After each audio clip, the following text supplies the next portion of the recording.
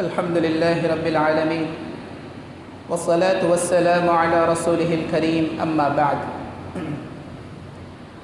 عن أبي هريرة رضي الله تعالى عنه قال قال رسول الله صلى الله عليه وسلم ما من يوم يصبح العباد فيه إلا وملكان ينزلان يقول أحدهما اللهم أعط خلفا اللهم أعط منفقا خلفا ويقول الآخر اللهم أعط ممسكا تلفا. متفق علیہ. حضرت ابو ہریرہ رضی اللہ تعالی عنہ بیان کرتے ہیں کہ نبی کریم صلی اللہ علیہ وسلم نے ارشاد فرمایا ہر دن صبح کو دو فرشتے نازل ہوتے ہیں، ان میں سے ایک دعا کرتے ہوئے کہتا ہے کہ اے اللہ خرچ کرنے والے کو اور مال عطا فرما، اور دوسرا فرشتہ کہتا ہے اے اللہ خرچ نہ کرنے والے کا مال تباہ کر دے.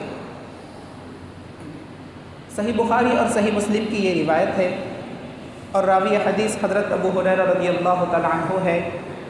وہ فرماتے ہیں کہ نبی کریم صلی اللہ علیہ وسلم نے ارشاد فرمایا کہ ہر صبح کو دو فرشتے نازل ہوتے ہیں، اور ان میں سے ایک فرشتہ دعا کرتا ہے اور ایک فرشتہ بد دعا کرتا ہے.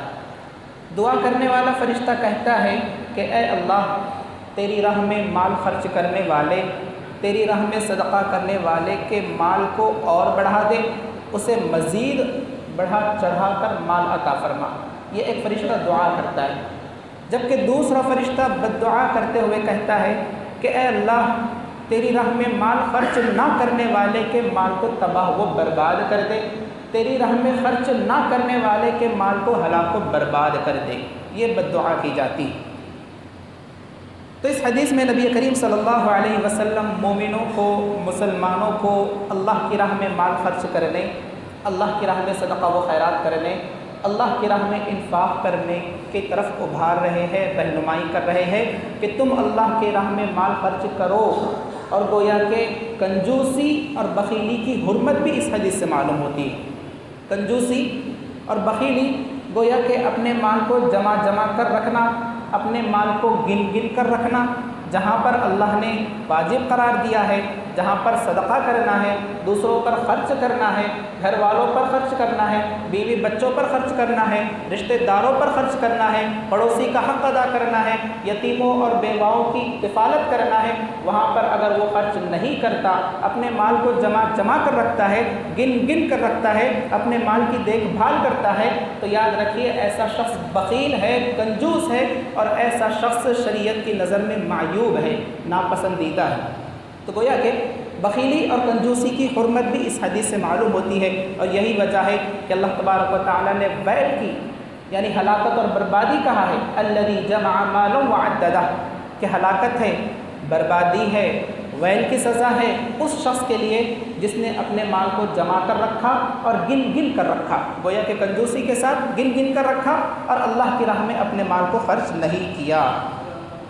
تو اس حدیث سے یہ بات بھی معلوم ہوئی کہ فرشتے دعا بھی کرتے ہیں، فرشتے بد دعا بھی کرتے ہیں. فرشتے کن کے لیے دعا کرتے ہیں؟ ان لوگوں کے لیے دعا کرتے ہیں جو کہ اللہ کی راہ میں مال خرچ کرتے ہیں، صدقہ و خیرات کرتے ہیں. فرشتے کیا دعا کرتے ہیں کہ اے اللہ اس خرچ کرنے والے کے مال میں اور اضافہ عطا فرما، اس خرچ کرنے والے کے مال میں برکت عطا فرما. اور دوسرا فرشتہ بد دعا کرتا ہے کہ اے اللہ جو تیری راہ میں مال خرچ نہیں کر رہا، جہاں پر تو نے واجب قرار دیا ہے وہاں پر بھی مال خرچ نہیں کر رہا، تو ایسے شخص کے مال کو ہلاک و برباد کر دے، ایسے مال کو تباہ کر دے. اب تباہ کی دو قسمیں ہو سکتی ہیں، تباہ مال کا ہونا یا ہلاک و برباد مال کا ہونا. یہ دو طریقے کا ہے. یا تو ایسا ہوگا کہ اگر کوئی شخص اللہ کی راہ میں مال خرچ نہیں کرے گا، جہاں پر اللہ نے واجب قرار دیا ہے وہاں پر خرچ نہیں کرے گا، وہاں پر مال کو نہیں لٹائے گا، وہاں پر مال کو نہیں دے گا، تو یا تو آفت آ جائے گی، مصیبت آ جائے گی جس کی وجہ سے اس کا مال ختم ہو جائے گا، یا مال جل جائے گا، یا اسی طرح مال کی چوری ہو جائے گی. یہ ایک ہے مال کے ہلاک و برباد ہونے کا یا فرشتے کی بد دعا کا نتیجہ کہ اللہ اس کے مال کو ہلاک و برباد کر دے. یا تو اس مال پر مصیبت آ جائے گی، مال جل جائے گا، یا مال چوری ہو جائے گا. دوسرا اہل علم کہتے ہیں کہ مال ہلاک و برباد ایسے بھی ہو سکتا ہے کہ اللہ تعالیٰ مال تو دے گا، اگر وہ خرچ نہیں کرے گا مال سے برکتیں، رحمتیں، وسعتیں ختم ہو جائے گی۔ تو گویا کہ برائے نام مال رہے گا لیکن مال میں کوئی برکت نہیں رہے گی، کوئی اچھا کام، نیکی کا کام، خیر کا کام، بھلائی کا کام وہ اپنے مال سے نہیں کر پائے گا، تو یہ بھی مال کا ہلاک و برباد ہونا ہے۔ جبکہ دکھنے میں تو مال بہت زیادہ دکھے گا لیکن برکتیں اللہ تبارک و تعالیٰ چھین لے گا۔ کیوں؟ کیونکہ اللہ کی راہ میں تم نے اپنے مال کو خرچ نہیں کیا، اللہ کی راہ میں تم نے صدقہ و خیرات نہیں کیا، بلکہ جمع کر گن گن کر اپنے مال کو کنجوسی کے ساتھ اور بخیلی کے ساتھ اپنے پاس جمائے رکھا۔ تو مسلمانوں کو اور مومنوں کو صدقہ و خیرات کرنا چاہیے، جس کی کئی فضیلتیں ہیں، کئی فضیلتیں، جن میں سے ایک فضیلت تو ہم نے اس حدیث میں معلوم کر لی کہ فرشتوں کی دعاؤں کے ہم مستحق بنیں گے، کہ فرشتے ہمارے لیے دعا کریں گے کہ اللہ اس نے خرچ کیا ہے، اس کے مال میں اضافہ فرما، برکت عطا فرما۔